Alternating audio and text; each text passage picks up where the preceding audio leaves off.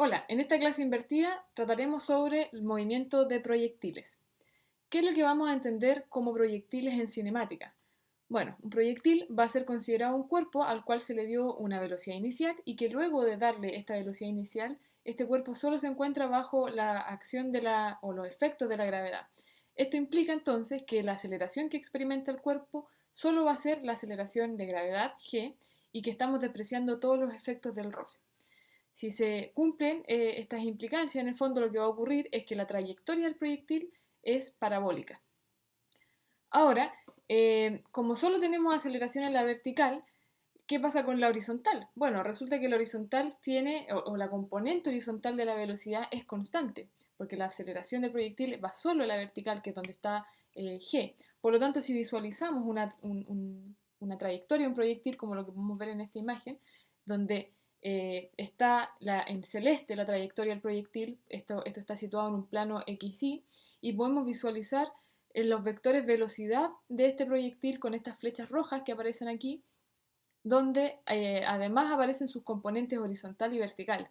Noten que las componentes horizontales, que están denominadas como Vx, son siempre de la misma magnitud, porque en el eje horizontal no hay aceleración, por lo tanto la velocidad mantiene magnitud y dirección constante en ese eje. Sin embargo, en el eje vertical, que es donde sí está afectando la aceleración de gravedad, tenemos una velocidad que primero decrece verticalmente hacia arriba, llega un instante donde se hace cero y a partir de ese instante se invierte la dirección de la componente vertical de esa velocidad y crece a lo largo del tiempo. Entonces, en el fondo podemos separar un movimiento proyectil como una superposición de dos movimientos. Por un lado, un movimiento horizontal con velocidad constante y por otro lado, un lanzamiento vertical, ¿ya? Donde la velocidad primero decrece, llega a cero y luego crece en dirección contraria.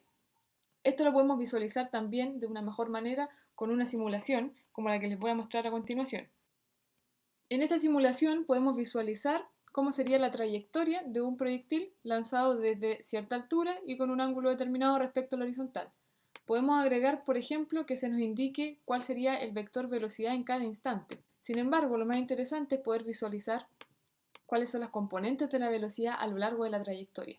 Lo podemos ver, por ejemplo, un poquito más lento y notar que la componente horizontal de la velocidad se mantiene con la misma magnitud durante todo el movimiento y sin embargo la componente vertical decrece, luego llega a cero y luego crece en la dirección contraria.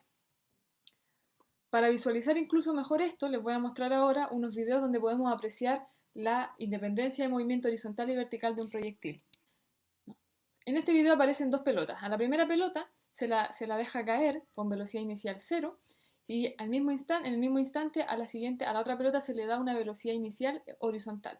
Podemos visualizar que ambas pelotas recorren verticalmente las mismas distancias en el mismo tiempo, pero verticalmente. Eso significa que el movimiento proyectil de la pelota amarilla es igual a una caída libre, si es que lo analizamos solo desde la vertical. Y eso ocurre porque ambas pelotas tienen velocidad inicial en el eje vertical igual a cero. En el siguiente video podemos visualizar dos autitos de juguete que van en paralelo, en dos rieles paralelos. Sin embargo, uno de ellos va a seguir un movimiento horizontal y el de la parte inferior va a experimentar un lanzamiento o una caída como proyectil. Notemos que horizontalmente los dos autitos avanzan exactamente igual en la horizontal. Ya podemos visualizar esto mejor viéndolo cuadro a cuadro. ¿Ya? Notemos que horizontalmente van exactamente iguales, ya que para ambos casos la aceleración horizontal es cero. Los dos experimentan entonces un movimiento con velocidad constante horizontal. En este tercer video también pretende visualizar esta independencia de movimiento de los proyectiles. ¿Ya? Va a aparecer una pelota que se dispara desde esta pistola de juguete y en el mismo instante en que sale la pelota de esta pistola roja, se deja caer una argolla. Ustedes pueden visualizar que verticalmente tanto la argolla como la pelota caen igual, ¿ya? Porque al igual que en el caso de las pelotas del video 1, ambos cuerpos tienen velocidad inicial en la vertical igual a cero, es decir, ambos tienen una caída libre verticalmente. La diferencia es que el proyectil además tiene una velocidad horizontal que es constante y eso es lo que genera esta combinación de movimientos genera el lanzamiento de un proyectil. Entonces, para poder analizar el movimiento de proyectil, podemos, por ejemplo, considerar esta superposición de movimientos, analizarlo por separado en el eje horizontal o en el eje vertical, o también podemos analizarlo como un conjunto haciendo uso de herramientas vectoriales. Hasta ahora hemos estudiado y graficado movimientos que solo están en una dimensión, ¿ya? En estos gráficos se describen solamente una única componente de los vectores velocidad y aceleración. Por ejemplo, si tuviésemos el caso de un objeto que se mueve en el eje horizontal o en la horizontal y quisiéramos describir las ecuaciones que representan su movimiento a partir de los gráficos y analizando área y pendiente, llegamos a estas dos ecuaciones de movimiento.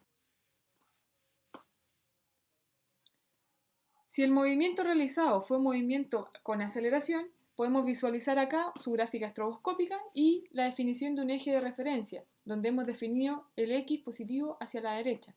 ¿Ya? La posición inicial, por ejemplo, de este objeto, si es que este es su instante inicial, la representamos como XY y su posición final como XF. ¿Ya? Hasta ahora entonces hemos representado el desplazamiento de un cuerpo simplemente como delta X. ¿Ya?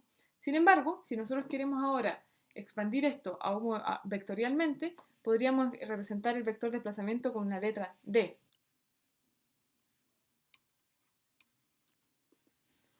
Este vector desplazamiento, por lo tanto, al estar en el eje X, lo escribiremos como la magnitud de esta variación de posición delta X, pero esta vez le vamos a agregar el vector unitario y tongo. De esa manera, el desplazamiento queda expresado como delta X y tongo. Así, la ecuación para el movimiento que usábamos en una dimensión, como delta X es igual a la velocidad inicial más un medio de la aceleración por el tiempo al cuadrado, al vectorizarla nos quedaría que el vector desplazamiento va a ser igual al vector velocidad inicial por tiempo, que es un escalar, más un medio del vector aceleración por el tiempo al cuadrado.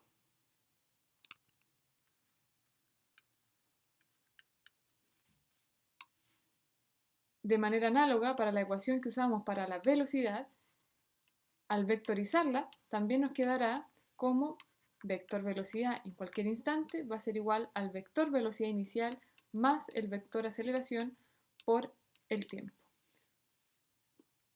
Si quisiéramos representar gráficamente, por ejemplo, esta ecuación, podemos notar que en el esquema ya tenemos trazado el vector desplazamiento. Y este vector desplazamiento no es más que la suma de dos vectores. Un primer vector que es v0t más un vector que es un medio de la aceleración por t al cuadrado, por el tiempo al cuadrado. En este caso, según el estroboscópico, el vector velocidad inicial, por ejemplo, sería un vector que apunta hacia la derecha. Ese sería nuestro vector velocidad inicial. Si a este vector yo lo multiplico por el escalar t, entonces como el tiempo es un escalar que no va a ser negativo, podría cambiar solamente la magnitud de este vector. Por lo tanto, el vector velocidad inicial v0 al multiplicarlo por el escalar t, podríamos obtener una cosa como esto.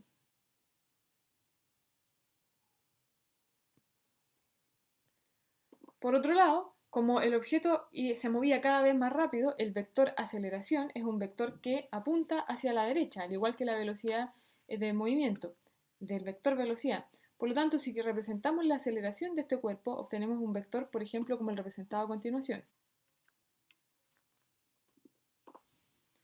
Si este vector aceleración lo multiplico por el escalar tiempo al cuadrado, que va a ser positivo, y por el escalar un medio, vamos a obtener otro vector con diferente magnitud. Entonces, ¿de qué tamaño tendría que ser el vector un medio de la aceleración por el tiempo al cuadrado? De manera que al sumárselo al vector naranja, que es v sub 0 por t, obtengamos el vector desplazamiento en azul. Podemos notar que este vector que nos falta para completar esa suma, y siguiendo las reglas que hemos visto para la suma de vectores, obtenemos que sería exactamente la flecha verde que estamos trazando a continuación. De esta manera, notemos que al sumar el vector v sub 0 por t más el vector un medio de at cuadrado, obtenemos el vector desplazamiento d, lo cual es coherente con la ecuación de desplazamiento para la cinemática que tenemos acá. Por otro lado, si quisiéramos representar la ecuación de velocidad, entonces sabiendo que la velocidad inicial es un vector que apunta hacia la derecha, como lo teníamos previamente,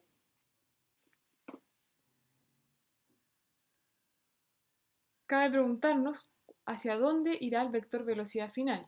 Si sabemos que el vector velocidad final también se dirige hacia la derecha, obtenemos un vector como el mostrado a continuación. Si nos preguntamos entonces, ¿qué vector hay que sumar a esta flecha, a este vector v sub 0, para llegar al vector v final y cumplir con la ecuación? Entonces el vector que habría que sumar sería este vector que está en morado y que representaría entonces al vector aceleración por el tiempo. Es esta vectorización y comprensión de las ecuaciones de movimiento en cinemática desde la ecuación a la representación vectorial lo que vamos a utilizar justamente para el análisis de proyectiles en esta asignatura. Cabe preguntarnos ahora cómo representaremos vectorialmente estas ecuaciones para un movimiento en dos dimensiones, como es el movimiento de un proyectil. Acá podemos visualizar la representación de la trayectoria de un proyectil. Si queremos representar la ecuación de desplazamiento, por ejemplo, cabría preguntarnos cuál sería el vector desplazamiento. ¿Hacia dónde se dirige este vector desplazamiento? Recordemos que el vector desplazamiento corresponde al vector que apunta desde la posición inicial a la posición final del objeto que estamos estudiando. En este caso, el vector desplazamiento sería esta flecha que está trazada en la imagen de color naranja. Sin embargo, una vez que tenemos el vector desplazamiento, tenemos que fijarnos en los otros vectores que aparecen en la expresión, por ejemplo, el vector velocidad inicial y el vector aceleración. Preguntémonos entonces hacia dónde apuntan estos vectores, y si conocemos la dirección del vector velocidad inicial, ¿qué podríamos decir respecto al vector velocidad inicial multiplicado por el tiempo? ¿Y qué pasa con la aceleración de un proyectil? ¿Hacia dónde se dirige esta aceleración?